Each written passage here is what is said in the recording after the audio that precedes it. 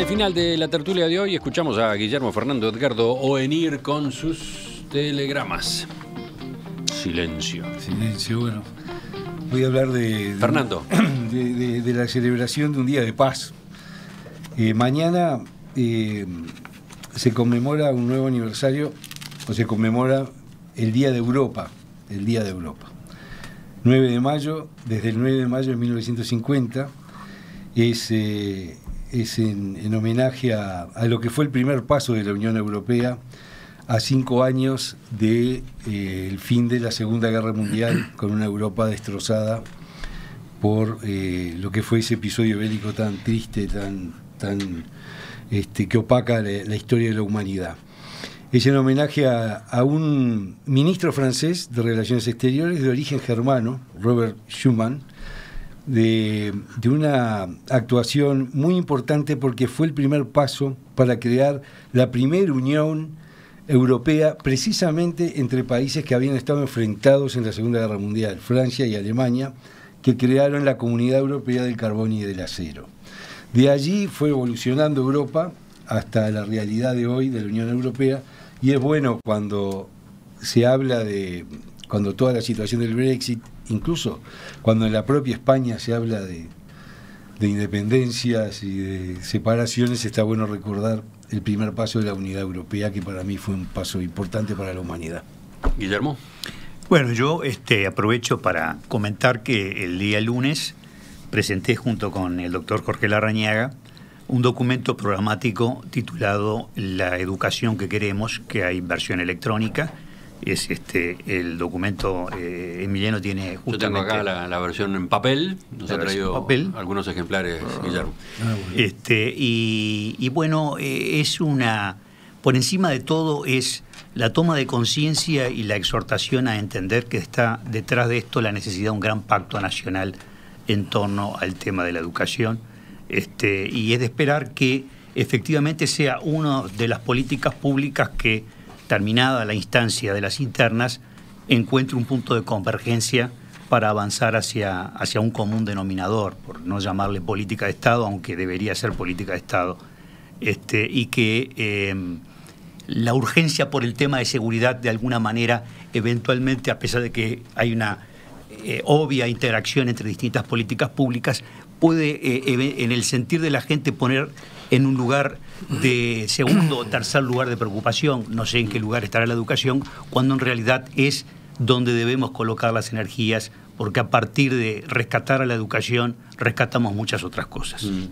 Sí, me llamó la atención que se hubiera realizado una presentación específica del capítulo programático de la candidatura de Larrañaga en educación, cuando últimamente lo veíamos a Larrañaga tan identificado con el otro tema, justamente, seguridad pública, la reforma constitucional, la campaña Vivir sin Miedo, ¿no? Tengo una cantidad de preguntas a propósito de este documento. Tenemos que hacer una entrevista, Guillermo, creo que va a estar interesante. Será un placer, será un gusto. Pasar al otro lado, pasar a Guillermo al otro lado en esta mesa, al rol de entrevistado.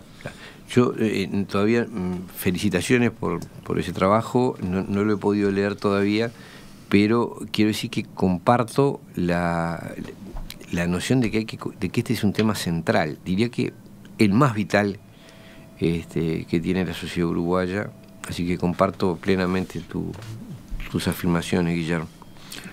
¿El último telegrama? Un comentario fue el reportaje de Gavazo que salió el domingo, ¿no?, en el diario, en El País, y una perspectiva que quiero plantear, que es, de alguna manera, algunos comentarios a partir de ese reportaje, pone el foco en el individuo. Ha habido una excelente caracterización psiquiátrica de Gavazo hecha por Manuel Laguarda el otro día acá en la tertulia, que está muy buena. Sí, fue una parte muy original de Laguarda cuando discutimos el tema el lunes. Claro, y que yo quisiera, de alguna manera, que el fenómeno de lo que hace Gavazo y sus pronunciamientos y sus comentarios no invisibilice lo que es lo que fue el terrorismo de Estado bajo la dictadura. El tema no ha sido situaciones individuales de algunos energúmenos, para usar un término que se utilizó acá, durante la dictadura, sino lo que fue una política institucional de terrorismo de Estado, donde hubo civiles y militares involucrados y medios de prensa involucrados, en particular también El País.